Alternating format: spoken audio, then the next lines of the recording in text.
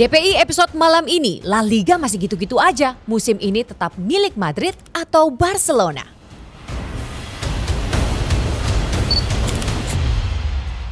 Bikin liga lain minder, bursa transfer pemain Liga Inggris menggila, paling royal belanja pemain.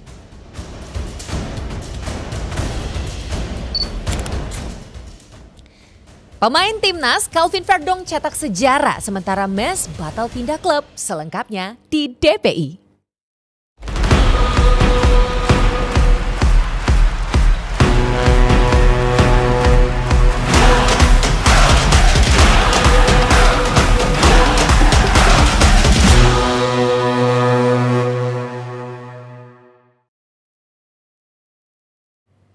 Minggu yang panjang ya JM Team, kalau kita melihat memang kondisi Indonesia makin hari makin kondusif. Kita berdoa supaya yang terbaik untuk Indonesia, lekas pulih Indonesiaku, amin. Buat semuanya yang ada dimanapun, terutama yang pejuang-pejuang di jalan, ayo semangat, jaga kesehatan and stay safe selalu. Alright, di sini sudah ada Evelyn Nathan dan pastinya bersama geng Rabu Ceriaku. Firzi Idris, fans Newcastle yang sempat tersakiti. Enggak, biasa aja. Masih lah. Enggak, santai ya, tetap stay cool. Dr. Rizal, masih lah. Masih berasa itu. Jangan nyumpetin, jangan nyumpetin. Tenang aja, udah dapet 2 penyerang baru aman. Aman. Yoi. Soalnya tadi kayaknya datang udah langsung pakai jersey-nya Newcastle banget gitu ya. Karena bawa winner aja. Kirain mau dibawain sekalian tadi di sini, tapi nggak boleh kali ya. Dan juga pastinya ada Wonderkid kita, Rizal Pahlavi. Wonderkid kita yang kayaknya lagi menyala, hatinya lagi besar, kepalanya juga lagi gede deh kayaknya. Lagi happy banget ini. Happy. Dan pastinya ini dia yang secara statistik memenuhi kolom komentar dengan head comment terbanyak. Ini dia. Maaf loh kali emang seperti itu, nggak apa-apa. Tapi emang seperti itu. Fakta ya. Meskipun gue banyak head comments, tapi gue ingin mengawali hari ini dengan ucapan selamat untuk Evelyn yang telah menyelesaikan pendidikan masternya. Jadi kalau tadi Evelyn mendoakan untuk para pejuang jalanan untuk tetap baik-baik saja dan all the best. All the best juga untuk Evelyn. Congrats, Evelyn. Yang sudah selesai S2, dan juga boleh JM Team tulis di kolom komentar ucapan terbaik kalian untuk Evelyn ya. Sweet banget, thank you. Congrats, Evelyn. Thank you. Mudah-mudahan setelah lulus S2 ini juga bisa kasih level up buat DPI, Dewan Pundik Indonesia. Amin. Sebelum kita masuk ke timnas yang kayaknya juga lagi penuh pertanyaan dan sepertinya butuh banyak analisa juga, kita berjalan-jalan ria dulu ke Spanyol kali ya. Dan kalau kita udah nyebutin Spanyol, langsung tersebutlah nama Barcelona. Dimana ini kayaknya ada pertanyaan besar. Ada apa dengan Barcelona? Selain Joan Garcia ya, memang kalau kita lihat masih apik. Tapi sisanya nih para pemain bisa dinilai seperti underperform. Bagaimana menurut Firzi deh? Sebenarnya underperform juga kita lihat tim Vallecano tuh emang jago ya. Musim lalu aja Barca hanya menang 1-0 di Montjuic. Tapi emang awal musim ini it's not the easiest bagi si Flick ya. Karena dia membuat 3 statement yang dari 3 pertandingan 2 statement diantaranya dia tidak puas dengan kinerja timnya. Bahkan dia mengatakan ego di ruang ganti gitu jangan menghalangi performa tim. Nah ini ada apa sebenarnya di dalam ini? Karena memang kita lihat beberapa tim dia kesulitan ya lawan Levante mereka juga harus melakukan remontada dulu ya sejak ketinggalan 2-0 habis itu jadi 3-2. Nah, sekarang ini dia bermain seri lawan Vallecano. Sebenarnya kalau gue lihat terlepas dari itu ya Vallecano sendiri layak mendapatkan pujian. Iya, kemenangan. Dan pelatih mereka ini Inigo Perez salah satu pelatih muda terbaik di La Liga yang musim lalu dia bisa matiin Pedri pada laga lawan Barcelona. Oke, mereka masih kalah tapi Pedri bisa dimatikan dan sekarang mereka menemukan key-nya untuk meng-unlock offside trap-nya Barcelona yang sangat terkenal itu. Jadi memang ini pelatih yang dulunya asistennya memang Andoni Iraola ya. Di tim sama Iraola pindah ke Bournemouth dan mungkin juga ini akan mengikuti langkah sama. Jadi sebenarnya bukan hanya karena kalau menurut Flick timnya nggak bermain 100%, tapi juga lawannya ini punya counter strategi yang bagus, pressing mereka bagus, tekan mereka juga bermain dengan semangat yang tinggi, mereka juga bermain dengan kerjasama kolektif yang bagus. Secara expected goals dan secara jumlah tembakan mereka mengungguli Barcelona bahkan. Memenuhi ya. Tapi memang apakah ini juga ada hubungannya dengan Martinez nih? Coba dari Aldi nih, gimana nih? Inigo Martinez, yang di offload dari Barcelona. Ya, gua rasa setuju banget. Dari 3 pertandingan ada 3 perombakan lini belakang, jelas merupakan hal yang sedang dicoba oleh Hansi Flick. Mungkin belum menemukan formasi atau skema terbaik dalam bertahan. Kiper juga masih baru tapi menunjukkan performa yang luar biasa. Tapi kalau gue harus bilang, kalau tadi di awal Evelyn mengatakan bahwa La Liga gini-gini aja, justru gue nggak setuju. La Liga menunjukkan performa yang dalam segi permainan ya cukup menarik, apalagi di game menghadapi Rayo dan juga Barcelona makin menarik pertandingan ini. Dua tim, lihat rekor transfer fee dari Rayo itu cuma 8 juta euro. Segitu doang, segitu kecil tapi bisa menunjukkan performa yang luar biasa. Yang tidak menunjukkan performa luar biasa adalah VAR. Karena nggak ada dia. Karena mati. Gimana lu sebagai panpel, ya kan? Kalau game itu ada panpel. Panpel ya pasti. Nah, panpel itu tidak mempersiapkan VAR sehingga mati. Dan itu pelatih dari Rayo juga mempertanyakan itu dan merasa dirugikan karena ada beberapa keputusan dari wasit yang sempat nyala tapi habis itu mati lagi gitu. Di situ. Ya, ini yang buat gue justru sedikit menurunkan kualitas dari La Liga yang punya gambar dari di TV sangat baik, punya bokeh efek. Terus juga permainan dari Rayo dan juga Barcelona yang sangat amat luar biasa. Rayo nggak ngerasa sebagai minder menghadapi Barcelona dengan kekuatan luar biasanya. Tapi harus ada dinodai dengan hal seperti itu. Iya, sayang banget sih. Tapi mungkin kita ambil hikmahnya kali ini. Gimana dari Rizal nih, si paling bijak gitu ya. Hikmahnya adalah Barcelona sama sekali belum meyakinkan di musim ini. Karena di game pertama gue bilang di 2 minggu lalu ini nggak bisa dinilai mereka bagus apa enggak karena lawannya 9 orang ketika lawan Mallorca gitu. Mereka menang 3-0 lawan 9 orang. Game kedua harus susah payah comeback di babak kedua, dan di game ketiga menurut gue puncak dari underperformance satu tim mereka ini. Jadi mereka lini belakang sama sekali nggak padu ya. Kehilangan Inigo Martinez gue rasa sangat berasa, dan Barcelona punya reputasi bersama Hansi Flick selalu kesulitan ketika bertemu striker yang ala-ala Rayo kemarin. Yang striker istilah kalau bahasa kita ngendok gitu. Ngendok ditaruh di pinggir aja. Makanya ngakalin offside trap karena mereka di musim lalu dibobol sama Budimir sampai hat-trick. Abis itu si striker Dortmund juga mencetak hat-trick juga. Abis itu ketika berhadapan dengan si Sorloth dari Atletico juga mereka selalu kesulitan. Jadi mereka ketika berhadapan dengan tim yang main kayak begini selalu kesulitan. Dan gue rasa ini akan jadi musim yang cukup tricky, dan bukan nggak mungkin akan menjadi musim yang sulit bagi mereka untuk mempertahankan gelar kayak di musim lalu. Iya, tapi mungkin hikmah lainnya juga datang dari Joan Garcia gitu ya di musim ini, saat mungkin Barcelona lagi nggak perform bestnya kali ya, lagi nggak best perform. Sebenernya, tapi justru Joan Garcia di sini sisi positifnya di situ karena dia kan datang dari Espanyol yang jelas-jelas sudah merupakan rival ya. Rival utama dari Barcelona. Dan dalam pertandingan kemarin dia bikin 6 save, secara total musim ini udah 9 save. Jadi memang Garcia dengan kondisi yang sekarang, pendaftarannya pun sempat drama juga kan waktu itu ketika si Ter Stegen tidak mau menandatangan formulir kesehatan ya. Tapi sekarang dia nunjukin bahwa dia adalah kiper elit ya, setidaknya dalam 3 laga ini. Kalau nggak ada Garcia ya bisa aja kebobolan jauh lebih banyak, dan dia kayaknya lebih cocok dengan Highland ini karena kita tahu Chesney sebagus apapun dia pasti akan sedikit bukanlah kiper yang main dalam Highland itu. Jadi menurut gua kalau emang dia membuktikan diri, dia harus buktikan diri cepat karena dia perlu dapat dukungan fans karena banyak loh yang ragu terhadap keraguannya dia ketika dikontrak pada awal musim. Iya, dan bukan sebuah hal apik juga Evelyn kalau lu sebagai tim se-Barcelona tapi kiper lu sesibuk itu, artinya ada yang salah dengan midfield dan lini belakang lu karena sering banget ke expose. Betul. Tapi Joan Garcia bisa menunjukkan dengan bagus. Adalah kesimpulan yang valid dari Barcelona, di mana memang lini pertahanan ini masih jadi PR, dan juga pastinya Flick pusing nih ya gimana untuk bisa mengadaptasikan supaya para pemain ini bisa segera beradaptasi mumpung masih awal-awal musim nih.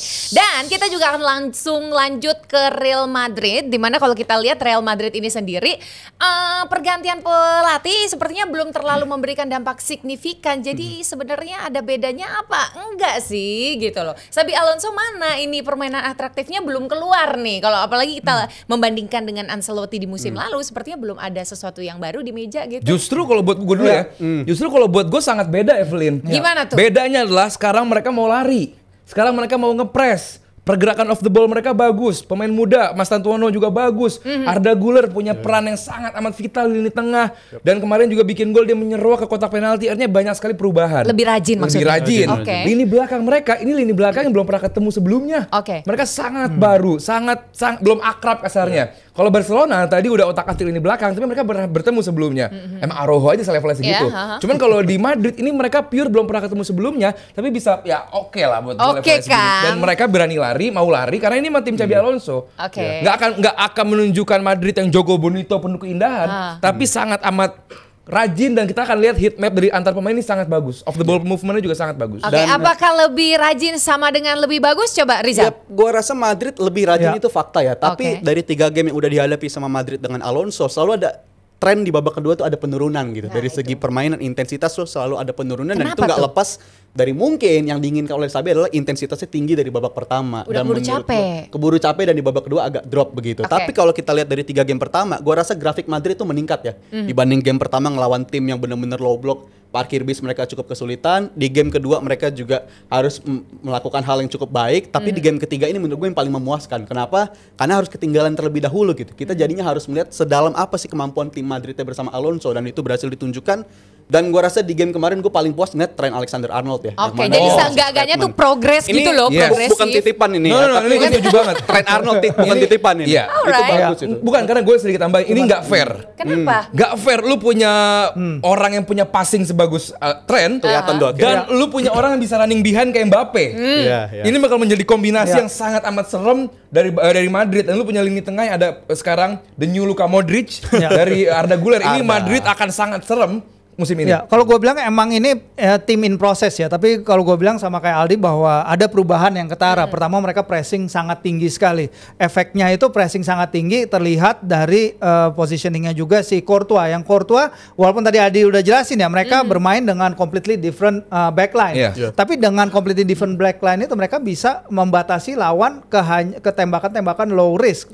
Di mana Courtois sendiri musim ini dari 3 pertandingan ya baru bikin 5 save. Itu adalah jumlah kedua terbanyak dari semua kiper di La Liga setelah sama dengan Jan Oblak. Nah, Oblak di Atletico, tapi dia udah kebobolan 4 kali. Si Courtois baru sekali ya kalau nggak salah.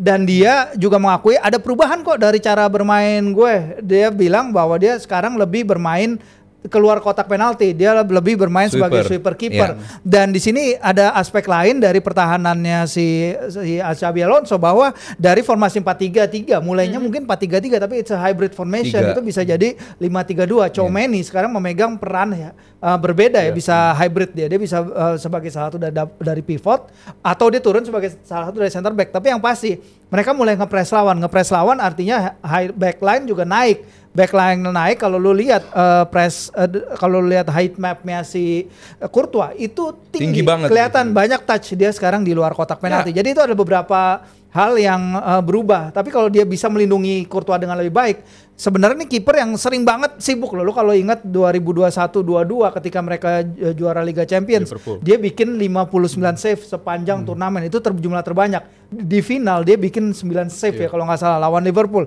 Itu juga jumlah penyelamatan terbanyak sepanjang final. Jadi itu memang lebih banget dari dia. Berarti bisa dibilang banyak tanda-tanda green flag sebenarnya dari Real Madrid. Green flag itu bagus kan? Bagus dong. Nah, apakah ini sebuah tanda bahwa memang Real Madrid akan memimpin menjadi yang terberbahaya di musim ini, atau harus kalma por favor. Kalma, liga masih panjang, Jordana masih panjang, Jadi masih panjang lah. Cuman pertanyaan gue buat Firzi, yang sebagai sweeper goalkeeper bagusan Donnarumma apa itu? Nah, siapa tadi? Enggak Donnarumma sih, kalau Donnarumma gue ragu sih. Jadi masih mending Courtois sih. Ya walaupun dia emang bukan ideal ya. Garcia lah masih bagus. Gue rasa Madrid favorit ya, karena mereka ini tim yang masih belum ada Bellingham, dan gue rasa ini juga bakal jadi lagi-lagi pusing enak nih. Masih recovery bahu dia. Kapan? Dari yang musim lalu, bukan dari CWC ya, tapi dari musim lalu. Jadi membahas sejarahnya lagi. Benar.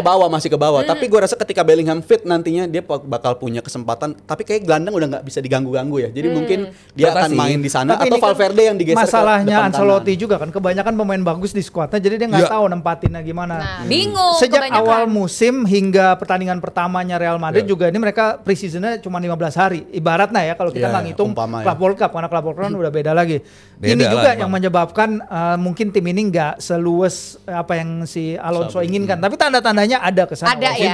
Green flag untuk Green Real flag, Madrid. Tapi waktu masih tetap harus menjawab lewat musim yang begitu panjang, masih ada 1 musim ke depan. Jadi kita nantikan saja. Yang pasti kita langsung mau beralih dulu nih ke timnas kita yang lagi hot newsnya juga. Kalau kita lihat para pemain timnas kita yang Eropa ini kan kebanyakan mereka udah mulai nih mencoba mendekatkan diri ke Super League. Tapi ada satu Calvin Verdong yang sepertinya justru melebarkan dan melalang buana naik banget nih ya. Langsung melaju untuk ke Lille di Prancis sana. Gimana melihat kondisi saat ini nih? Coba dari Rizal. Yap, gue rasa upgrade karir dari seorang Verdong ya. Karena dia juga di start musim ini bersama mainin Manu juga tetap main kan dia dan ngasih assist kan dia. Itu menurut gue Nijmegen. Kalau Belanda agak-agak ya. Iya, pakai ho. Performa dia juga dari musim lalu udah kelihatan paling oke menurut gue. Bahkan gue nggak berlebihan kalau dia bilang kayaknya kalau untuk top 3 di era divisi dia harusnya masuk di top 3 gitu, top 3 left back gitu. Karena performanya oke dan kepindahan ke Lille juga menurut gue sangat bagus ya. Terhormat karena Lille terhormat main di Eropa juga dan gue inget Lille ini kan musim lalu soalnya ketemu Liverpool. Ada pemain yang sempat dikaitin ke Indonesia juga tuh ya, Michel Bakker. Tapi Michel Bakkernya pindah dan balik ke Atalanta. Ke Atalanta lagi kan pulang dan gue rasa sekarang ada Verdong itu. Cerdiknya dari Lille tuh pintarnya di situ, nyari pemain-pemain wingback yang punya kaliber untuk membantu serangan baik dan gue rasa Verdong melengkapi itulah. Serangannya baik, bertahannya juga solid. Jadi gue rasa ini win-win solution bagi Lille dan juga bagi Calvin Verdong. Lille itu musim lalu menang 1-0 atas Real Madrid juga ya. Iya, di juga League 3-1 lawan Atletico. Keren ini tim. Tapi mereka ketinggalan ditinggal banyak pemain. Salah satunya Michel Bakker. Tapi juga ada Gabriel Gudmundsson yang pergi ke Leeds. Terus ada juga Diakite, backnya yang pindah ke Bournemouth. Jadi ini juga totally back baru juga. Karena si Chevalier kan juga dibeli PSG. Jadi PSG ini Calvin juga harus beradaptasi. Tapi memang dengan 3 juta euro lu dapat pemain belakang yang punya angka progresif operan tertinggi, most operan di Liga Belanda, most operan sukses. Nah angka-angkanya tinggi banget, secara metrik data dia bagus banget dan Lille dapat dia 3 juta euro, menurut gua still banget sih. Alright, ini kan banyak banget nih pujian yang dilontarkan buat Verdong dan dengan memang kualitas secara statistik, pengalamannya juga luar biasa. Tapi Evelyn mau tanya langsung ke Aldi nih, gimana melihat Verdong? Apakah sudah cukup nih kita sebagai orang Indonesia nih boleh nggak cukup bangga bilang Verdong akan menjadi pemain utama di Lille? Ataukah masih banyak pesaing-pesaingnya seperti yang ditampilkan nih kalau kita lihat sama-sama? Nih harus berjuang berkompetisi. Gimana Di? Gue sih optimis dia bakal jadi starter ya. Karena pengalaman di Eredivisie terus juga cara dia main. Kalaupun lihat heat map-nya juga dia sering menyeruak ke depan, tapi dalam bertahan juga dia sering menjadi 3 pemain yang menjadi central defender. Ini pemainnya hybrid juga, sama baiknya dalam menyerang dan juga bertahan. Dan dia lagi di prime age juga. Lille yang musim lalu bermain juga cukup pragmatis, tapi penghibur juga. Ini gue rasa akan menjadi bagian penting bagi Lille musim ini yang tadi dijelasin sama Firzi, ditinggal banyak pemainnya. Dan di sisi kiri gue rasa akan menjadi milik Verdong ya. Jadi Lille ini kadang main 3-4-3, kadang main 4-2-3-1. Kalau main 4-2-3-1 back kirinya sekarang tuh emang back baru juga dibeli dari Real Betis, Romain Perrault. Perrault itu pernah main di Premier League. Soton tahun 2021 sampai 24 kalau nggak salah. Tapi ini back solid juga 27 tahun. Jadi harus bersaing dengan Calvin. Dan kalau lihat menit bermainnya juga emang si Perrault ini lebih solid ya karena dia punya priority lah. Tapi musim ini kan Lille main juga di Liga Eropa, nggak gampang gitu kalau untuk rotasi. Dan dibilang juga oleh chairman-nya Lille, oleh presidennya Lille bahwa kehadirannya akan menambah kekuatan karena kita all in di 2 kompetisi kata dia ya, di domestik dan juga di Liga Eropa yang tantangannya akan basah. Dan kalau gue bilang dia Verdong itu kan bisa main di left center back, bisa main di left wing back. Dia pernah ngelakuin itu berapa kali sama Nijmegen, dia pernah bermain juga bersama timnas dalam beberapa posisi sama. Jadi kans dia untuk jadi starter lumayan. Bisa ya? Besar. Besar sekali ini. Oke, berarti dari pundit-pundit kita udah setuju Verdong memang bisa untuk menjadi pemain utama atau menjadi starter lah paling enggak ya. Alright, dan kita akan langsung bergeser juga ke temennya. Ini Mads Hilgers. Ini sayang banget deh kayaknya ya. Udah mau niat hati mau pindah, udah terbuka jalannya, pas bursa transfer tutup. kok mepet terus ternyata nggak kebagian kedapat. Itu gimana sih kronologinya sampai nggak bisa jadi ke Brest ini? Dari Virsi gimana? Mepet sih. Sebenarnya dia pindah ini bukan, dia ingin pindah ini bukan berita baru ya. Direktur olahraganya Twente udah bilang dari awal musim bahwa dia ini emang pingin mencari klub baru gitu. Dan sebenarnya apa yang dilakukan oleh agennya mungkin ya yang kurang maksimal, karena seharusnya dia bisa mencarikan pemain ini klub baru, karena kalau gue dapat info dari teman jurnalis di sana, Hillhurst itu klien priority dia untuk dipindah, untuk ditransferkan ya dari Twente. Nah kemarin itu masalahnya ketika dia akhirnya nih dapat klub setelah sekian lama, kan dia nggak ikut main nih. Twente udah main 3 kali kalau nggak salah di Eredivisie, dia nggak masuk line up. Dan ketika itu sang pelatih emang bilang kita hanya ingin pemain yang komitmen bersama klub di sini. Nah, sementara direktur olahraganya emang udah bilang ya wajar sih sebenarnya Messi ingin pergi karena dia udah di klub ini dari tahun 2011 lah, 14 tahun dari dia udah mulai di bosan klub apa ini. gimana? Udah dia ingin step up di karirnya. Dan itu normal kata direktur olahraganya. Tapi dia mencari tawaran yang juga works bagi klub. Sehingga sejauh ini entah kenapa nggak ada tawaran yang masuk buat dia karena satu dan lain hal. Nah, deal dengan Stade Brestois ini datang ketika hari terakhir bursa transfer tapi sore hari. Jadi ketika dihubungin nama Football Internasional, medianya Belanda, itu dia baru mau siap-siap jalan ke Prancis itu sekitar 16.30 sore waktu lokal. Sementara di Prancis jam 8 itu udah tutup. Jadi misalnya 16.30 dia baru packing, terus habis itu dia jalan 2 jam berapa, dia perlu di perjalanan how many hours dari Twente ke kota Brest. Itu ternyata ketika dicoba dia mencoba melakukannya, dia dari awal emang udah ragu, kayaknya mepet nih tapi gue mau coba deh. Nah ternyata nggak bisa. Nah di sinilah kenapa harus nunggu sampai deadline banget, dan kemudian sehari setelahnya juga setelah itu kan karena Belanda tutupnya 1 hari setelah Prancis, 1 hari setelah dibilang mau ke Go Ahead Eagles, timnya siapa tuh Dean James. Dean James, tapi abis itu nggak berhasil juga karena mau peminjaman. Jadi belum akhir karena emang masih ada beberapa liga lain yang Belgia, Turki, Rusia pun kalau dia mau pindah itu tutup 12 September. Jadi sebenarnya masih ada waktu bagi bagi Mes untuk turun untuk ini ya melengkapi transfernya. Tapi kalaupun nggak bisa, kalau kata teman gue itu dia memang bisa ada kemungkinan nih di reintegrate ke dalam squad. Tapi itu artinya dia harus perpanjang kontrak lagi dan komit setahun baru ke dalam dia squad bisa mana lagi nih? Ke dalam squad Twente. Tapi agak susah karena Twente udah beli back baru, back tengah baru. Ganti dia lagi. Tadinya untuk gantiin dia, dan dia harus nerima status bahwa dia bukan starter lagi. Nah makanya dia sekarang nggak dipanggil kan ke FIFA Matchday karena dia ingin tuntaskan transfer ini. Oke, justru itu yang Evelyn pingin tanya. Coba ini langsung jawab nih ya bagaimana sekarang Messi Hillhurst ini kan sebenarnya udah pingin keluar dari Twente. Kalau musim depan dimasukin ke dalam squad, apakah ini akan mengganggu performa dia di Twente karena dia udah sebel sampai dia pingin keluar? Iya, sebenarnya musim lalu juga bukan musim yang buruk bagi seorang Hillhurst ya. Dia menit bermainnya total 1.250, berarti 25 game, artinya rata-rata tiap game 70 menit per game. Artinya bukan seorang bench warmer, dia pemain yang cukup kepake di tim ini, baik di lokal maupun di Eropa. Tapi ya dia jelas punya target, even setiap pemain punya target untuk meningkatkan kualitasnya. Dia dari young 14 tahun kan, jadi dari muda banget di situ, dan dia ingin step up luar biasa. Tapi ya, kalaupun dia tetap nanti di Twente, ya dia harus fight.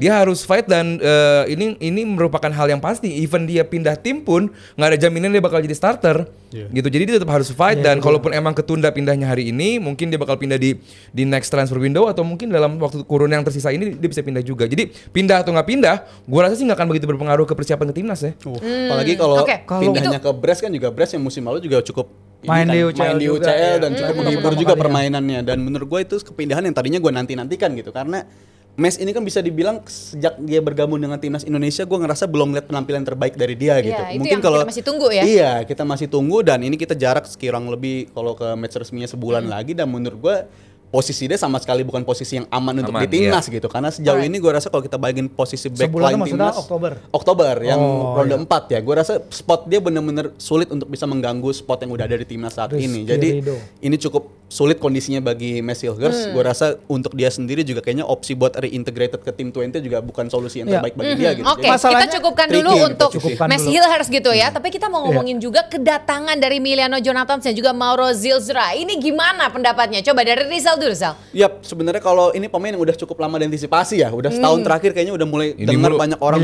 Emiliano dan musim lalu kayaknya sempat dibahas juga di DPI soal karakteristik permainan dia dan emang cukup menghibur ya cara main dia tuh right wing yang bener-bener suka tight inside walaupun banyak golnya tuh istilahnya kalau bahasa kita gol hafalan gitu dan itu menurutku bukan hal yang buruk karena sebisa mungkin dia ngelakuin hal berulang-ulang tapi tetap efektif dia lakukan itu artinya pemain yang bagus menurut gua dan di posisi right wing tersendiri juga kayaknya dia bisa mengisi di posisi tersebut dengan oke lah karena pesaingnya juga cukup ada beragam kan Egy bisa main di sana abis itu Sayuri Brothers juga bisa main di sana dan menurut gua untuk persaingan di posisi sayap kanan akan sangat ketat di sana dan Emiliano Jonathans juga bukan jaminan starter tapi kalau ngeliat dari performa dia di video kompilasi ini pemain yang cukup promising. Alright, walaupun nggak selalu akan terpilih jadi starter tapi setidaknya potensi dan harapan yang dibawa ini yang menjanjikan gitu ya. Coba kita ke Aldi dulu nih. Di soal Aryo Wibowo nih gimana nih? Adrian. Siapa? Adrian Wibowo.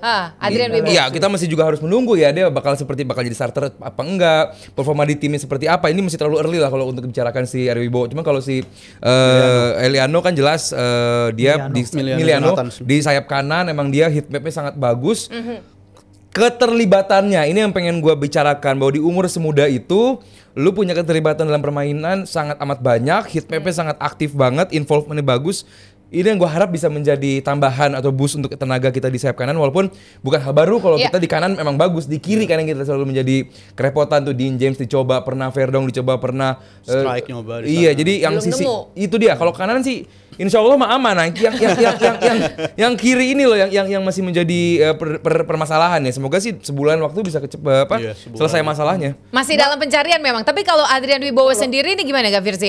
Dia kan sempat bilang katanya sempat mau dipanggil ke timnas senior tapi kayaknya belum. Ya dipanggil tapi kayaknya untuk latihan dulu untuk kenalan dengan squad dulu. Kayaknya dulu ada satu lagi pemain naturalisasi yang sama deh. Jadi sebelum proses naturalisasinya selesai dia ketemu dulu sama tim mingle dulu biar kenal. Nah ini gue lupa siapa tapi ada. Cuman ya kita jangan terlalu berharap. Maksudnya ini pemain 19 tahun, 20 tahun, 21 tahun. Kalau lu lihat menit mainnya si Emiliano juga musim ini dia main 7 kali emang tapi kayaknya baru 200-an menit main. Dan musim lalu dia itu sempat miss beberapa chance bagus sebenarnya yang membuat Utrecht antara nggak jadi ngambil poin atau gagal dapat poin penuh gitu. Jadi ini kita harus bukan waspada, kita harus menyiapkan antisipasi juga ya. Jadi jangan harap ini adalah all and all untuk mengakhiri keringnya gol timnas karena ya timnas gol 1-0 dan Ole Romeni yang tadinya adalah suatu missing piece dari timnas kita ternyata cedera dengan cara yang sangat konyol kalau gue bilang sehingga kita juga harus bersabar dengan impact yang akan diberikan oleh Emiliano. Tapi memang ini harapannya untuk Coach Patrick yang katanya akan menyiapkan sesuatu ya, punya plan dan staffnya untuk ke round 4 dan di sana kita perlu gol karena satu gol pun akan sangat berharga sekali dalam grup yang sangat-sangat tight seperti itu. Cuman tadi kita belum sempat bahas Zilstra juga. Nah Zilstra ini sebenarnya dia angka-angka golnya di level RST di bawah ya, terutama bersama Jong Volendam itu bagus. Tapi kan kita harus ingat ini adalah level youth ya, youth football dia ini bagus. Tapi kalau kita naikin dia ke senior football kan akan beda karena kita lihat berapa kali Jens main bersama tim under 20 gitu bagus. Tapi ketika naik memang dia sedikit struggling. Ini normal, this is normal. Nah makanya kita jangan terlalu membebani pemain-pemain ini dengan beban mencetak gol di round 4 kualifikasi Piala Dunia loh, ini berat banget emang. Tapi ya this is what it is gitu, kondisinya seperti ini, kita menghadapi kondisi seperti ini, kita datang bertarung dengan pemain yang emang baru main pertama kali di kompetisi senior ya, bawa timnya promosi, dan Emiliano yang emang dibeli dari Vitesse itu 900.000 euro, tapi emang dia dalam perjalanannya bersama Utrecht itu masih banyak challenges sebenarnya. Oke, ini adem ayem banget ya. Kayaknya kita mau bahas timnas ini persatuan Indonesia banget. Kita mau yang lebih heboh dong pastinya biar DPI kita malam hari ini Dewan Pundit Indonesia dar der dor. Apalagi memang sudah ada satu kabar yang ini bisa dibilang juga memecahkan rekor ya, bursa transfer dengan nilai transfer terbesar sepanjang sejarah loh. Luar biasa di Inggris loh ya. Jadi bisa dibilang Newcastle ini juga untung banyak, apa bisa dibilang begitu? Coba Aldi dulu nih. Kita jangan Netral ke soalnya. Firza. Gua dulu. Pihak netral soal. Gua shock dulu. Antisipasinya kan ini. Antisipasi. Pikir kan kalau nggak ke Firzi, Rizal dong. Biar Netral terkejut. kayaknya. Ya. Kaget gua. Dipandang sebagai Gimana netral nih? berarti. Netral. Isak 130. Wow. Ya ini harusnya menjadi income yang besar lah. Ini emang pasti income yang besar bagi Siapa yang untung nih di sini? Newcastle. Itu biar mereka menjawab. Oke. Siapa yang untung ya? Karena gue udah punya jawaban. Cuman Oke. gue pengen denger dulu dari mereka. Alright. Cuman 130 juta. Ada ads on nggak sih? Nggak ada. Bulat 130. Akhirnya terbukti yang kita bahas kan, it's all about business. Ya. Ini bukan soal Newcastle menahan-nahan mimpi dari seorang Isak. Jadi #free Isak Iya. itu nggak kepake sebenarnya. Konyol. Ya kan, konyol. Begitu Liverpool ketemu begitu Liverpool ketemu valuasi dari seorang Isak, dan nomor 2 adalah begitu Newcastle punya pengganti dari Isak, bisnis dan deal. Cut Ya. langsung. Cut ya. langsung selesai di hari deadline day.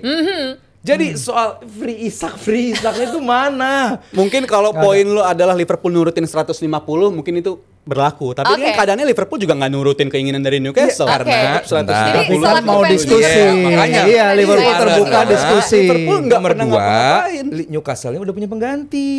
Iya. Itu pun Iya. juga bukan pembelian yang diantisipasi Walter Mande ternyata ya. Dia nggak masuk dalam rencana untuk striker Ya dari kan Newcastle. dicari yang Siapa? ada. Gimana tuh, Firzi? Player yang dia Katanya Udah Walter ada. Mande bukan Udah ada plan. di rilisan tuh Udah. dari jurnalis Newcastle kalau nama Walter Mande tuh nggak pernah masuk dalam rencana mereka sebenarnya kan, karena Jadi- rencana mereka tuh tadinya pure Ekitike Ekitike atau Sesko. tapi Iya. semuanya gagal. Terus Jadi ada backup options. dari Iya. Athletic tuh disebut sebagai rejection FC si Iya, Newcastle iya, ini. iya. Jadi apa-apa di Kasihan. reject. Jadi Nggak usah gua- disebut Rejection jalan-jalan, FC. ya Allah. Rejection Iya, FC iya, nanti iya. direspon tapi gue Iya, nggak setuju iya, sama iya. pernyataan. Makin nyesek ini Firzi. Kalau Enggak. soal dibilang ini pure bisnis ya emang ini bisnis, tapi ini kenyataannya gue rasa Liverpool menang dalam kondisi ini karena Oh, kita menang. berhasil nggak nurutin keinginan dari Newcastle 150 tapi tetap di kompromi dengan harga 130 dan bahkan kan Liverpool stance-nya jelas dari waktu itu. Ketika tawaran 120-nya ditolak, kita nggak akan nawar lagi kalau ke Isak. 110. Kalau 110 ya, Iya. 110 nawar, kita nggak Dilebihin akan 10, kita nggak akan seenaknya datang aja. lagi ke Ya. Newcastle kalau Newcastle nggak kasih lampu hijau. Jadi Liverpool udah sangat-sangat sopan di situasi ini. Iya, betul, Tapi benar. akhirnya Newcastle buka Newcastle pintu, juga datang menang lagi. dong. Sangat sopan, tapi di lama pemainnya udah dari berbulan-bulan lalu. Newcastle juga itu menang gimana? bahwa lu gue paksa buat naikin harga kan lu? Tuh, gimana? Iya. Dari Iya. sebagai fans Liverpool gimana ngelihatnya? Intinya kita nggak nurutin harga keinginan dari Newcastle. Nggak Dan sampai menurut gue 130 pun dari Dan Newcastle pun nggak nurutin Ini harga kondisi- Liverpool. iya, Gimana? kondisi- benar. Makanya itu Kondisi- disebut Kan bisnis, datang Rizal. dengan tawaran pertama, abis itu Ditolak. iya Nggak ditolak ngapa-ngapain kan, abis itu nggak balik lagi, padahal tinggal balik aja lagi nih, gue tambahin 20, keterima kan? Nah, gue rasa itu Newcastle yang ngetok pintu. Newcastle Lah, ambil ya, rasa Isak, ngetok ambil ya. pintu. Begitu. Tapi perasaan lo kan, Iya, bukan coba. yang lo baca kan? Intinya adalah ini Liverpool di Ya. situasi seperti ini. Kalau 130 gue yakin kalau 130 ya. Asumsi 130 dari bulan Mei. Newcastle udah bilang 130 ambil, udah diambil sama Liverpool dari Mei kok. Ini sebentar, kondisinya dah. Kalau Liverpool yang kalau menurut. kalau Newcastle bilang 130, Aha. ditawar berapa sama Liverpool? Coba. 110 lah. Ya udah sama aja. Gimana Aja kondisinya ditawarin. itu bisnis? Ini tawaran yang udah pasti dari awal kalau Newcastle terbuka jual di harga segini pasti diambil sama Liverpool. Lah karena Isaknya nggak bikin transfer request. Dan di hari, Iya. di hari Dia nggak ngambil loyalty di payment. hari Rabu lalu kan gue bilang Iya. Liverpool dan Michael Edwards kalau Ah. udah minat pemain dengan harga yang tinggi biasanya itu deal di closing. Waktu itu gue dapat sanggahan dari Bang Aldi, Bellingham apa kabar, Caicedo apa kabar, tapi missing the point Bang Aldi. Oke, ini hari klarifikasi nih, silakan Rizal, Gue nyebut klarifikasi nih. Liverpool dan Edwards. Oke. Apakah ketika Bellingham ada Edwards? Jawabannya nggak ada. Jadi ini Edwards yang bermain di sini dan menurut gue Edwards akan selalu dapat apa yang dia inginkan. Dan 130 juta untuk striker sekali berisak yang nyetak 23 gol musim lalu. Ini pemain yang akan berdampak ke 5 tahun ke depan. Berarti worth it. Worth Gak it. apa-apa 130 juta pound sterling. Persiapan kehidupan setelah salah. Dan gua rasa Asik. Persiapan kita Isak salah. di tim Lu mau selain taruh salah di, Manchester ini. lu mau taruh Isak di sayap kanan? Enggak, 4-3-1-2. Enggak, gitu. kan? 4-3-1-2 Enggak mungkin, tetap. kan? Isak ini striker yang diinginkan sama 19 tim kecuali City menurut gua. Jadi tim manapun akan selalu pengen Isak dengan harga 130 Oh, iya, dan Liverpool Jadi beruntung di selaku fans Liverpool merasa dapat berlian banget Iya. ya. Alright. Yang Yang Kecuali di dan baseline Haaland. kita adalah kita nggak ada yang meragukan kualitas Isak. Iya, Oke. betul. Itu. Jadi apapun yang gue Secara omongin, bisnis. Rizal omongin atau Firzi omongin, nggak ada tone-nya bilang bahwa Isak ini striker yang mediocre, Jelek. biasa-biasa Iya, jelek. ada. Nggak ada. He's a good striker. Semua bilang, gua bilang dia striker yang bagus. Arsenal pengen, Liverpool pengen, Newcastle juga pengen dia stay. Artinya bahwa dia pemain yang bagus. Itu sih Oke, di kita baseline. harus Ya. kasih dengar suaranya Firzi dulu. Gimana Firzi sebagai minum dulu fans mungkin, Firzi, Newcastle? minum dulu. Apakah cukup merasa Firzi. tuh rasain atau apa tuh? Ya kalau gue bilang seperti yang awal ya, statement gue sejak awal bahwa kalau ketika ada tawaran yang cocok sama klub, ya udah jual aja. Why do you pertahankan pemain yang nggak ingin main untuk klub ini? Karena banyak dari jurno-jurno luar yang bilang ini adalah loss ke Newcastle, loss ke PIF, mereka bisa digerakin Liverpool dan lain-lain.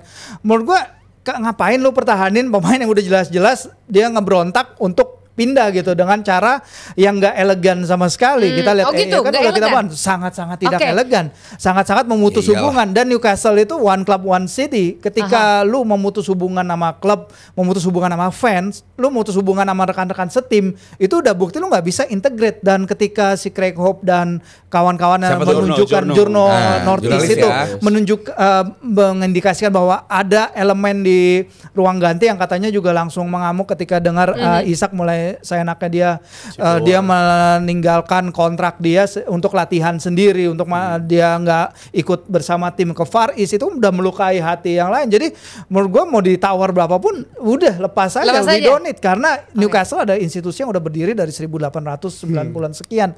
We don't need satu pemain yang akhirnya dia bilang gue nggak mau main lagi lah buat klub ini, kontrak gue bodoh banget ya. We don't need pemain kayak gitu. Dan tapi ini ada pelajaran berharga juga buat manajemen Newcastle, sehingga ke depannya kalau ada pemain kayak gini lagi harus ada tindakan tegas juga nih. Newcastle belum punya DOF, belum punya CEO. Nah siapapun yang akan masuk berikutnya harus jadiin Isak ini sebagai pelajaran. Lu ngontrak pemain 6 tahun, tawarin aja dari awal, release clause lu maunya berapa. Jadi nggak bisa orang ngambek kayak gini, kayak misalnya gue dijanjiin nih gue boleh pergi dong, yang kagak ada kayak gitu. Karena apa yang mengikat adalah kontrak, gentleman's agreement. Ya udah nanti aja, karena apa yang tertulis hitam di atas putih. Asik, tapi itu yang jadi menentukan. Ada materai sih Newcastle.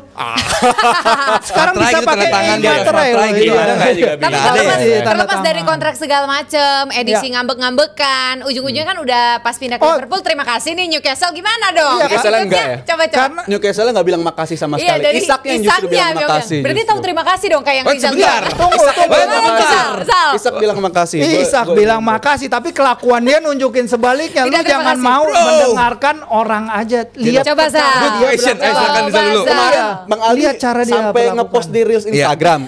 Dia menyoroti Isak nih not a good person dengan cara nggak bilang makasih ke Newcastle. Dia udah bilang makasih. Udah bilang good person dong. Udah berubah jadi good person dan namanya Newcastle nggak bilang makasih. Sebagai manusia, salah satu tanggung jawab kita adalah mengingatkan sesama untuk dalam kebenaran. Insan manusia. Jadi gara-gara Aldi bilang akhirnya dia minta terima kasih. Gue tag dia. Oh gitu. Ya kan, gue bikin bahwa lu kenapa nggak bikin terima kasih ke orang yang gue tag dia, gue tag sadar deh, pasti dibaca dong, pasti dibaca, nggak mungkin enggak. Jadi aja dulu ya. Terus dan nggak lama bikin.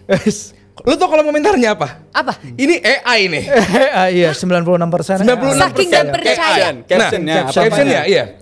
Bahwa Rizal terus itu sebenarnya gue mancing.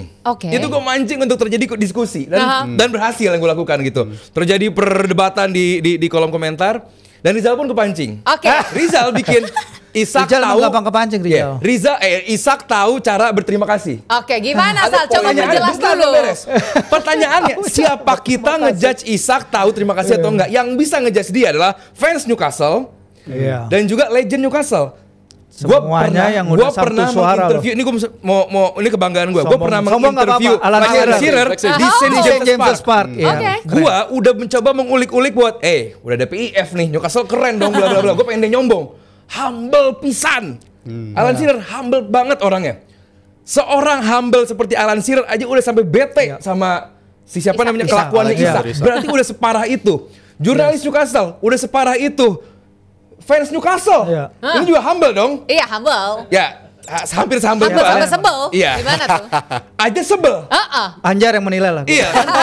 Fansnya aja tahu dia nggak tahu terima kasih. Legendnya tahu dia nggak tahu terima kasih. Fans di St. James Park tahu dia nggak tahu berterima kasih. Nah, elu. Kenapa tuh Rizal? Coba jelaskan. Modal video 1 menit. Modal video 1 menit bisa mengembalikan segalanya. Isak dapat rasa cinta di Newcastle, tapi dia juga akan dapat rasa cinta di Liverpool. Itu satu hal yang pasti. Jadi cinta itu nggak akan pernah hilang untuk seorang pemain. Isak akan dapat sesuatu yang we're gonna take a good care of. Oke. Itu bakal dapat. Tapi kita fokus ke attitude terima kasihnya dulu. Kalau attitude terima kasih, gue rasa pernyataan Isak tuh udah bagus banget. PR-nya bikin. Bukan sekedar lip service dia tuh baru terima kasih setelah dia dapat keinginan dia. Ketika pertama kali itu muncul dia bilang, wah gue nggak dikasih nih, gue dijanjiin ini, kalian bohong gitu-gitu kan pertanyaan ketika itu statement pertama dia. Orang kalang kabut ya wajar.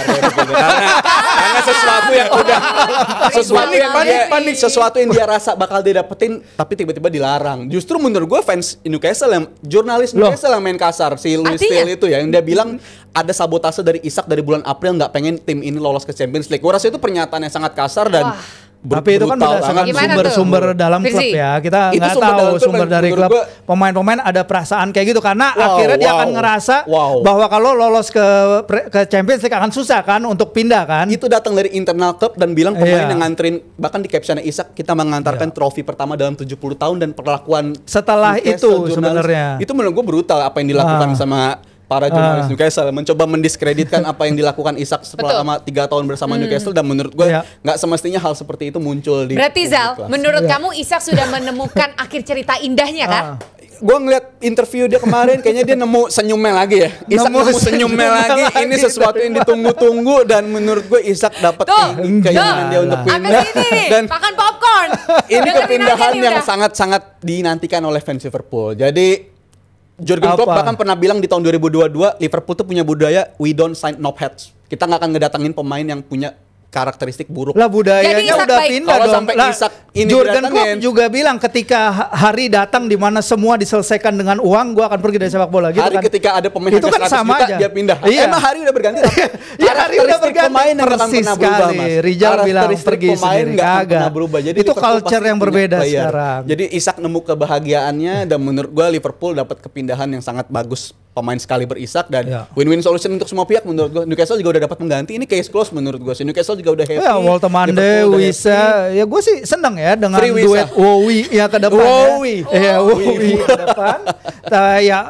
Ini episode yang pasti benar semua di Newcastle akan belajar dari ini. Tapi lihat tergantung berapa lama Isak akan adaptasi juga di Liverpool karena. Sebentar dong. Apa? Lu nilai transfer segitu masih butuh waktu untuk adaptasi. Adaptasi. Ini mah jaminannya gini, juara nggak Liverpool?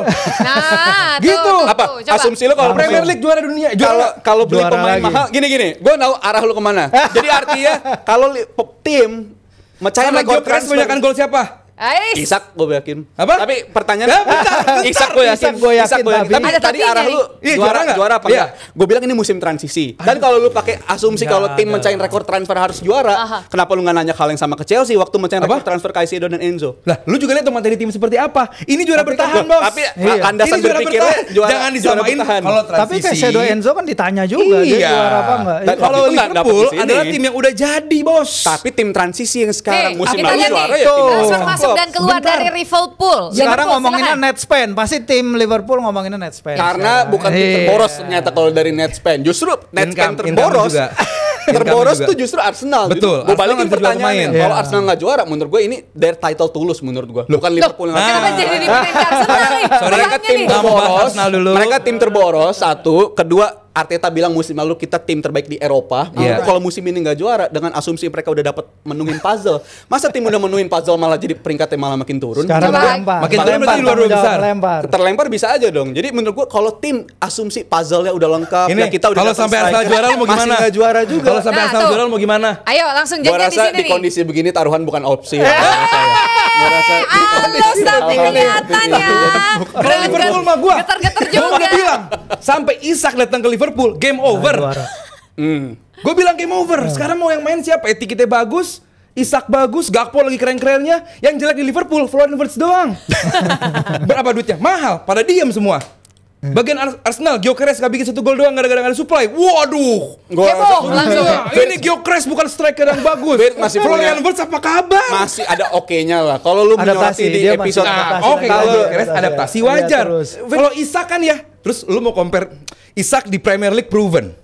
Ya kan? Udah kebiasaan udah juga, terbukti. pengalaman. Bukan udah pernah, tapi proven di Premier League dengan tim yang sorry Newcastle gitu, dia bisa bikin gol banyak gitu, 2 digit. Dan sekarang di tim yang lebih bagus, Liverpool. Kalau nggak juara terus 3 digit. 3 digit bahkan. Masih ragu fansnya gitu. Kalau gue jadi Rizal, juara selesai. Nah, kita nggak begitu. Karakteristik Liverpool nggak begitu ya. Kita take it game by game. Kita nggak pernah mikirin di hasil akhir gimana, tapi game by game gimana. Bakal kita main nanti gimana dia? Siapa? Dia si Isak. 4-3-3. Ekitike-nya agak bergeser mungkin. Ekitike, Jadi ganti semuanya nama akan Ekitike. berganti. Padahal waktu di interview sama Alan Gakpo Shearer, bisa aja terganggu. Isak yang nyaman Iya. sebagai sayap kiri. Bisa aja jadi dua-duanya kayak begitu karena karakteristiknya mirip Ekitike maupun Isak dan Bentar, menurut gue bentar. dua-duanya akan starter Outputnya Isak bersama-sama. itu kalau main di wing kiri ya, dia pernah kalau Mantan, menurut transfer mantan. market dia pernah main 6 kali Oke. nih bersama Ngajarin dulu nih. Saya. gimana bersama nih? Newcastle di sayap kiri. Ah. Outputnya cuma 1 assist. Dia tuh nggak bisa sebenarnya main di kiri. Walaupun dia pernah dicoba di situ, dia pernah coba di sayap kiri, dia pernah dicoba main sama berarti- Callum Wilson di sebagai Iya, di bagian double. 2 di depan. Nggak bisa. Entah karena Wilson yang nggak bisa adaptasi dengan dia atau sebaliknya. Sekarang bagaimana Ekitike bergabung main dengan dia. Karena Newcastle ketika scouting Ekitike lama dan dia ingin pairing si Ekitike dengan Isak, mereka ngeliat ada potensi di situ. Nah sekarang Liverpool punya dua-duanya nih. Tinggal bagaimana mereka beradaptasikan Mungkin itu. jadi dua striker. Tapi Newcastle tuh nggak punya pemain number 10 kayak si Wirtz. Nah Wirtz ini Oke. kayaknya kemewahan yang akan jadi masalah buat Liverpool ke depannya. Kemewahan yang akan jadi masalah. Iya, kayak mungkin nggak jadi Ancelotti pakai dua striker tahun jam. lalu. 4-4-2, 4-3-1-2. Oke, Musim depan kita- mungkin. Mungkin ya. Kita sudahkan sampai sini dulu. Memang kalau kita melihat Rizal ini kayaknya happy Isak masuk ke Liverpool. Nyengir Tapi mulu kok sejak masuk kayaknya- pintu depan. Tapi kayaknya kok ragu-ragu Liverpoolnya ragu, juara. ragu. Jadi juara nggak nih tahun Takut, ini? Jangan ya. Juara lah. Enggak. Enggak. Enggak. Gila udah juara apa? segitu banyak. Ini tahu juara siapa? Jawabannya simple. DPI udah bikin konten di awal musim gue bilang Liverpool juara. Jadi buat apa gue jelasin lagi nih? Tanpa Isak aja gue bilang. Ini tahu-tahu yang juara siapa? DPI-nya Chelsea di nih bawah. juara dari pojok. Kita diem semua. Chelsea yang juara. Diem. Jawaban semua gue di konten Chelsea. DPI. Jadi itu jawaban gue udah jelas kayaknya. Oke, ya udah. Oke, kita langsung beralih aja ke MU ya, biar kelar semua ini MU. ya. MU dulu dong. Masih ada ya MU TV. Relevan, masih Ada relevan. dong. waktunya ya. Masih relevan gitu. Kan transfer MU kemarin, maunya kan Emi, ujung-ujungnya malah beli kiper mediocre juga. Ini gimana sih numpuk-numpukin kiper kentang apa gimana? Coba. Gua nggak ngerti Coba MU dari itu batal visi. kenapa. Tapi numpukin kiper kentang tuh sebenarnya statement yang bagus. Karena sesuai. emang Semuanya semuanya ini nggak meyakinkan. average. Karena kalau mereka pingin step up dikit, ya gini, Man United kalau menurut laporan beberapa media di sana nggak pernah menjadikan sektor kiper sebagai priority ya di bursa ini. Karena mereka they have so many problems. Jadi mereka cuma punya segini ruang untuk membenahi masalah-masalah yang ada. Ini tiba-tiba jadi problem besar ketika Bayernir mainnya lucu lawan Arsenal. Sangat. Akhirnya mereka mulai panik lah, lihat ada option apa. Emi Martinez dia udah bikin perpisahan sama Villa. Itu malu sih. Dia udah pingin cabut, dia nungguin MU nelpon, ternyata nggak datang-datang. Yeah. Dipilihlah Sene Lamen ini yang kalau ngelihat metriknya Jelek. oke lah, dia goal prevented-nya salah satu yang tertinggi di Eropa ya. Umpan progresifnya juga salah satu yang tertinggi di Eropa. Tapi kalau lu lihat metrik lainnya, bagaimana cara dia ngeklaim bola tinggi, apakah operan dia akurat, itu nggak menonjol gitu. Same old Dan dia dong. itu cuman punya satu musim penuh di ini ya di Belgia, dan ini yang bikin Man United lebih tertarik datengin dia karena dia tuh sebenarnya pingin Man United mungkin in a perfect world dia pingin datengin Emi, tapi Oke. harga yang diminta Villa 30 juta, gajinya akan lebih tinggi dari Onana. Sementara Onana nggak kemana-mana, they cannot afford to have two keeper seperti Onanas. itu. Martinez di atas Onana lah. Iyalah. Dan si Lamens ini shot stoppingnya emang lebih tinggi dari Onana persentasenya, tapi dia nggak semua statistik dia lebih baik dari Onana. Sehingga dengan sebenarnya kita bisa lupain lah semua statistik kalau ngomongin MU ya. Karena Iya, gua itu bingung bisa sama berubah statistik. total Iya. dengan pressure yang main bersama Man United. Sorotannya beda bos. Lu punya satu pemain yang baru musim ini nih dia main jadi starter di klubnya, itu pun di Liga Belgia. Tiba-tiba dia disuntrungkan main di klub Yes, terbesar ya. di Ayo, Premier League. disuntrungkan. Disuntrungkan bahasa baru. Ayo. Coba Sal, dengan tadi Virsi kan bilang nih bahwa memang kiper dari Belgia yang didatangin ini lebih di atasnya Onana. Apakah ini harapan baru untuk MU apa gimana? Ya, gue rasa kan Senyumnya, Onana sama Bayindir tuh senyumnya. dumb and dumber ya. Kalau di United dumb and dumber mereka dan Siapa yang number? Nonton Damen-Damer dulu, Tinggal itu kan film nonton lama. sadis. yang kedua Sadis, nonton. Oh yang kedua, iya iya. Dan Onana dan Bayindir ini sebenarnya ngikutin kondisi Liverpool ketika punya Mignolet sama Karius. Perbedaannya Pick me. cuma dikasih waktu setahun, habis itu kita kayaknya perlu datengin kiper, datanglah Alisson. Liverpool Tapi kalau untuk terus. kondisi MU, si Lemens ini juga kondisinya bukan Alissonnya bagi MU gitu. Jadi kondisinya benar-benar sulit bagi mereka. Dan kalau tadi Mas Firzi bilang klaim bola dia mengkhawatirkan, dan United menurut gue klaim bola dari set piece juga Set piece mengkhawatirkan mengkhawatirkan, semuanya. ya. Bahkan gue episode minggu lalu bilang semua corner buat MU tuh rasanya kayak penalti gitu. Karena nggak ngerasa Ya aman sama Grimsby sekali. aja dikasih bola-bola Kayak penalti kayak rasanya bagi penalti, mereka. iya. Jadi bener-bener kondisinya gue rasa ini bukan kiper yang bisa ngangkat. Tadinya gue mikir gini, Emi Martinez pun juga bukan upgrade. Mungkin Emi Martinez 2 tahun lalu masih upgrade. Tapi kalau di musim ini dibanding Onana, dibandingin Onana sama Bayindir upgrade. Hanya mentalitas yang di-upgrade. Tapi kalau dari segi kualitas sebenarnya kayaknya Aston Villa sadar. Mentality itu. Aston Villa sadar si Emi Martinez sedang dalam tren penurunan dan jadi menurut kalau sampai MU butuh kiper jago apa kiper mentalnya kuat? Nah, tuh. Kalau gue bilang sih kiper mental kuat. Kalau perlu sih sekali. Kalau Emi mentalnya memang udah pasti dia bakal nularin mentalitasnya dia. Tapi kalau dari segi kualitas menurun. Kenapa dia nggak pinjem Mamardashvili dari Liverpool? Liverpool. Ya, ada gitu kan ya dipinjam dulu. Bagus. Tapi ini langsung kita mengaitkan dari yang Rizal bilang tadi itu ya. Kalau istilah kata kipernya ini dam dan number ya. Aduh, berat tapi itu cukup merepresentasikan gitu ya untuk menyampaikan kondisi ini. Nah, aku mau langsung ke Aldi nih. Kak Aldi, gimana dengan manajemen dari MU? Aldi melihatnya sebenarnya bagus apa enggak? Dengan pembelian kiper ini mungkin sedikit kayak bikin dak-dikduk. Tapi sebenarnya kan ada juga nih pemain-pemain yang dianggap toksik udah dicuci gudang nih, keluar-keluar. Gimana coba Di? Exodus beberapa pemain ke Aston Villa juga udah dilakukan. Ya ini hal yang harus dilakukan oleh manajemen. Ini dia transfer masuk dan juga keluar ini dari sih jual ruginya gila-gilaan ya. Ini kecuali Garnacho ya. Karena emang MU pemainnya nggak punya nilai jual. Iya. Itu loh. Kalau kayak Arsenal, kenapa orang pada mikir Arsenal bisa jual pemain? Sama, Arsenal juga nggak punya nilai jual pemainnya. Cuman ada beberapa pemain MU yang masih bisa kepake di tim beberapa liga Inggris gitu. Dan manajemen harus melakukan ini bahwa lo harus nyari kiper baru karena ketidakpuasan lo dengan 2 kiper yang ada sekarang. Bahwa saat lo nggak puas dengan Onana dan lo juga pasti nggak akan puas dengan Bayindir gitu. Ini 2 kiper yang masalahnya sama, yaitu di saat defending set piece gitu. Itu yang menjadi masalah. Dan kita mungkin sekarang bisa ngetawain si Sané Lemons ini dengan mungkin kiper yang bukan nomor 1 untuk jadi pilihan, tapi ini hal yang harus dilakukan gitu. Jadi buat gue seperti biasa, ada pemain baru, pasti gue bakal positif dulu, meskipun gue belum terlalu convincing dengan pemain ini, cuman gue harap dia menjadi starter di MU daripada Bayindir dan juga Onana, bahwa paling enggak perubahan dilakukan oleh Amorim. Ya, gue harap ini perubahan yang positif gitu loh. Penyesuaian lah ya, supaya ada yang beda gitu. Dan harus cepat gitu loh. Lagi-lagi ini United, adaptasi, involvement semua harus dilakukan dengan cepat gitu. Walaupun secara looks baik banget deh. Baik banget, auranya juga biasa banget. Gue lihat ini sebagai salah satu anak teknik di MIT gitu. Dibandingkan dengan kiper setan merah gitu. Ini anak pinter banget, anak baik-baik banget kelihatannya. Tapi ya positif lah gue. Tapi di tengah manajemen MU sekarang, keputusan untuk membeli kiper baru dari Belgia ini apakah sebuah keputusan yang terbaik? Gue bilang manajemen MU oke loh. Maksudnya nggak ada yang harus dikritik secara berlebihan gitu loh. Maksud gue dia berhasil meng-offload beberapa pemain yang dianggap tidak begitu kepake, mendatangkan beberapa pemain yang luar biasa. Bayangin lu nggak main di Eropa, tapi lu bisa mendatangkan Sesko, Cunha, terus juga Mbeumo. Yang jadi masalah sebenarnya ya kiper bermasalah emang. Cuman kenapa lu nggak datangin midfield baru gitu loh? Itu yang buat gue bermasalah. Cuma secara manajemen gue sih cukup puas gitu loh. MU punya kemampuan untuk bisa splash the bank untuk melakukan cash in beberapa pemain. Ya gue sih cukup oke. Gue nggak begitu mengkritik ke manajemen dari MU gitu. Yang gue kritik adalah permainan mereka di lapangan. Tapi kalau untuk posisi kiper on positive note saya akhirnya ini mungkin bisa jadi kiper pilihannya Amorim gitu. Karena Amorim datangnya kipernya udah tersedia sih Onana dan Bayindir. Dia belum pernah milih kiper dia sendiri gitu. Karena Bayindir ini warisan dari pelatih sebelumnya juga sama kayak Onana. Jadi ini mungkin arahnya makin jelas bagi Amorim gitu. Kalau di Amorim stay ya. Kalau asumsi Amorim stay, gue sampai akhir musim bisa lah ya. Gue nggak yakin dia sampai akhir musim sebenarnya. Tapi ini akhirnya kiper pilihan Amorim bisa jadi langsung dikasih kesempatan dan emang perlu ada perubahan di situ. Kalau dibilang manajemen MU bagus, gue ngerasa nggak.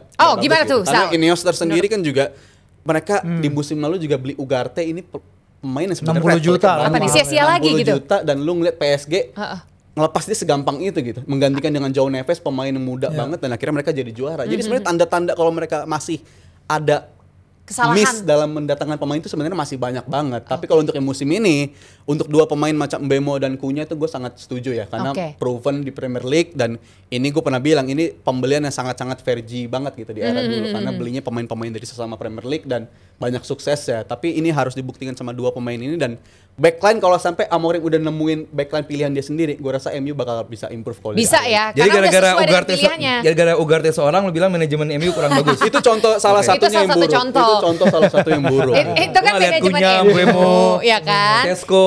Mereka pernah jadi pemain bagus, tapi apakah Ugarte pernah jadi pemain bagus kan? Waduh, parah nih. Berat-berat jadi debat panjang nih. Bagus di Sporting. Coba. Lah berarti pernah dong. Pas di PSG-nya enggak, di PSG-nya enggak. Di Sporting bagus ya. Sporting bagus, Coates juga di Sporting bagus gitu. Di Liga Inggris gagal Sebastian Coates, jadi bukan standar yang bisa dibanggakan gitu. Oke ya, kita cukupkan dulu nih buat MU ya. Kita bergeser ke Manchester yang lain, Manchester City. Dari Virsi, gimana nih melihat Donnarumma ya yang akhirnya datang ini menggantikan, ini sudah dianggap cukup layak atau belum lah, masih kayaknya butuh lihat-lihat dulu. Ederson sebenarnya oke lah ya buat gue musim lalu ya, dia masih bisa shot stoppingnya juga bagus, nyumbang beberapa assist bahkan. Donnarumma menurut gue kesempatan aja sih, ini opportunity terbuka bagi Man City dan sehingga akhirnya dia datengin. Dibilang perlu banget ya nggak juga kalau masih ada Ederson. Tapi kalau kita lihat bagaimana James Trafford berapa hari terakhir main ya tentu dia ngeliat perlu upgrade nih. Apalagi Ortega juga, masalahnya kan si Pep nggak pingin kiper yang biasa aja, dia selalu pingin kiper yang solid. Kalau shot stopping ya kita udah pernah bahas inilah, Donnarumma salah satu yang terbaik, mentality dia juga bagus, dia bawa PSG juara, dia bawa Italia juara Euro 2020. Sebenarnya itu bukan yang ditakutkan dari Donnarumma, tapi bagaimana build up-nya. Nah ini hanya waktu yang bisa menjawab nih. Tapi untuk Trafford sendiri ya mereka dia udah memilih untuk pindah ke City karena tadi dia sempat mau ke Newcastle, tapi akhirnya akan jadi cadangan nih kalau penampilannya masih seperti yang kemarin-kemarin. Itu easy lah mereka kebobolan kemarin tuh. Itu easy, oke. Bagi itu adalah rekapan yang cukup mewakili karena ini adalah mantan karyawan dari Manchester City ya. Jadi boleh lah ya sambil mengingat waktu juga. Kita langsung pertama dan satu-satunya nggak? Aduh, pertama dan nggak ada. One and only. Itu nanti dijawab di sesi berikutnya ya, di episode berikutnya. Tapi ini terakhir banget karena waktu kita udah super mepet. Sebentar lagi kita akan langsung lanjut juga untuk live reaction. Jadi boleh dari satu-satu ya masing-masing pandit memberikan dari Big Six di Premier League mana 3 klub dengan bursa transfer yang sudah bisa memanfaatkan gitu ya keputusan terbaik di bursa Arsenal, Liverpool, Tottenham. Satu aja. Satu apa 3? 3. Arsenal, Liverpool, Tottenham. Oke. Arsenal, Tottenham. Untuk kali ini sulit buat bilang gak setuju sama Bang Ali. Jadi gue setuju untuk Jadi 3/6 itu gue rasa tim yang paling bisa melengkapi kebutuhan timnya. Jadi Liverpool, Arsenal, Tottenham. Oke, kalau dari Virsi ada yang beda? Liverpool, Arsenal, satu lagi siapa ya? Chelsea. Kayaknya sih. Joe Pedro luar biasa. Joe Pedro lah, he's a win. Jadi ngakuin tetap Liverpool ya transfer break. Oke, baiklah. Buat JM Team semuanya juga terima kasih, hari ini kita super have fun dan pastinya debat-debat yang sangat segar ya sampai suara serak ini ya. Sampai ketemu lagi next episode pastinya di Dewan Pundit Indonesia. Bye. Ayo abis ini kita live reaction ya. See you. Ciao.